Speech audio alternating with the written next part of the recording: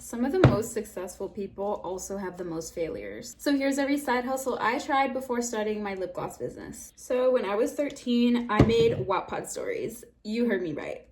Which the funny thing about this was that I actually wrote about people that I knew in real life. Not only was that super embarrassing for me, but it did not work. I had 5 views of my stories max. I scrapped that real quick. Fun fact, when I was 15, I wanted to start a candle company, Aroma Candles. And at the time, I didn't have a job or anything like that, so I didn't really have the money to invest in it, so I kind of just got busy with my teenager life and forgot about it.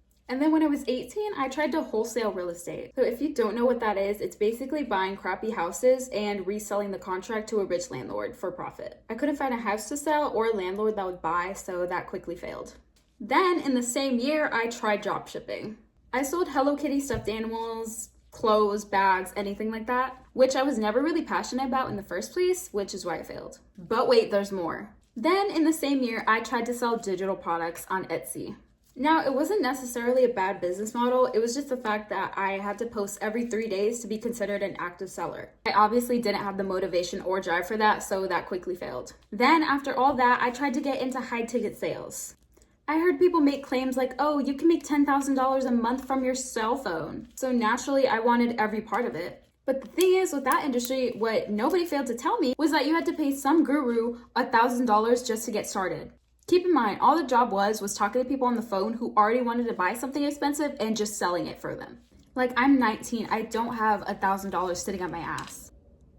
So after all of that failed, I was finally just stuck. I had a job that I hated and I really wasn't sure what I was going to do with my life at this point. So I started brainstorming. What are my passions? What are my hobbies? What are things that I genuinely like to do? And then it came to me, makeup. I absolutely love makeup. One day I took a chance and invested in all the supplies I needed. Then when I finally bought all my supplies, I posted my first video and it got 15,000 views. At that point, I knew this is what I wanted to do permanently.